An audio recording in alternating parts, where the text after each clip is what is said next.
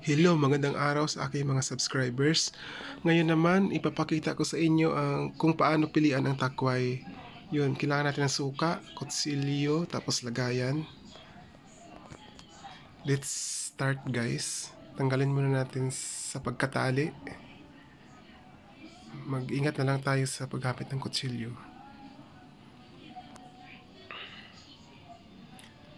Ayan, ito yung suka natin guys. Para, ang purpose nito para hindi dumikit sa kamay natin yung dagta or tagok ng takway. Okay, ito na. Pakita ko sa inyo, yun. Yun. Kikis-kisin lang natin siya guys kasi itong takway na to, ano siya eh. Maitim na yung ano niya, balat. So, kailangan kiskisin talaga yung buong takway or lahat ng bahagi, ganun. Kiss-kiss. Kasi sobrang itim talaga ng ano niya, balat.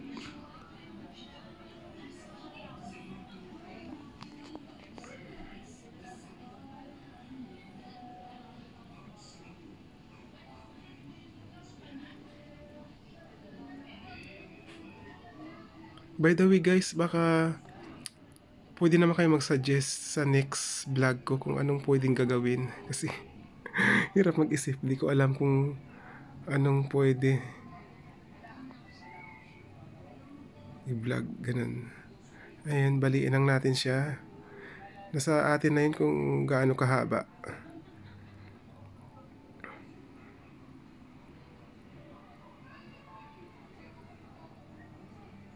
By the way, ito kasi yung pinaka-paboritong pagkain namin sa probinsya.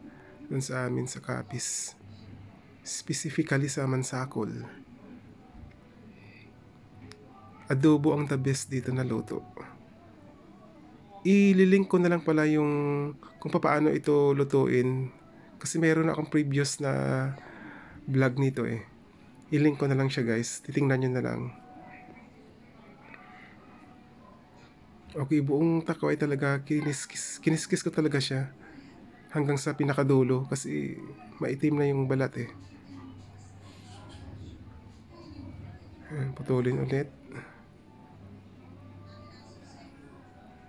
Parang nagpuputol lang tayo ng sitaw, ganun. Sinsya na guys, halo-halo na yung pagsasalita ko, may Tagalog, may Iligay nun. Okay, yung pinakadulo niya, yan. Okay. Next naman. Kiss-kiss ulit. Mas medyo, ano siya, malutong kayo nabali.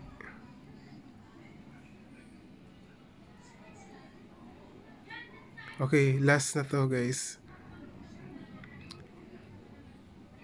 Napakalaking takway. I'm sure malaki din yung pinanggalingan nito. By the way, yung takway pala galing siya sa abalong or gabi. Yung gabi naman galing sa takway. parang ano lang yun, manok at saka itlog. Hindi mo alam kung saan talaga nanggaling. Kung sino na una, ganun. Okay, yun. Kiss-kiss ulit. Laki nito. Pwede nga siyang hatiin pero hindi ko na hinati. Binali na lang. Yun, sausaw natin ulit yung kamay natin sa suka. Laking tulong talaga ng suka guys para hindi rin makati sa kamay. At saka yun talaga yung pinaka main purpose, hindi didikit yung dagta sa ating mga kamay. Kasi nangingitim ang kamay natin eh pag kinapitan ng dagta. At saka ang hirap tanggalin. Kaya to, para maiwasan, yun ang the best na paraan.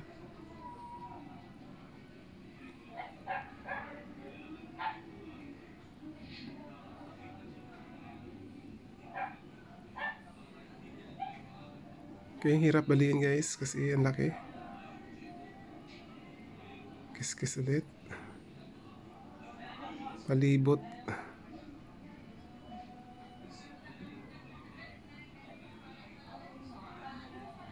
By the way, nabili ko siya dito sa malapit lang sa amin. Every Sunday, mayroong nagtitinda na taga Montalban, kaya fresh from Montalban pa siya. Kaya swerte nga namin dito kasi malapit lang. Parang nasa probinsya lang din. Nakakain kami ng takway. At marami din pala mga ano pa bang mga nakikita sa probinsya. Marami pa silang binibenta mga mangka, papaya, yun, gabi or abalong, mga talbos ng kamuti, kangkong, mura lang.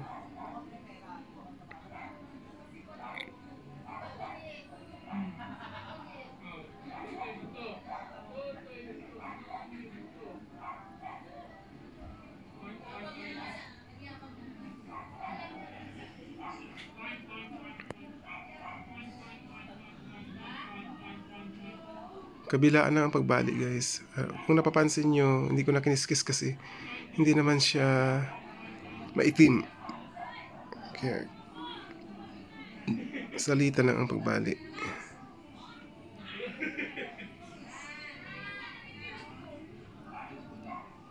Okay, last na to, guys. Ito na yung pinaka dulo.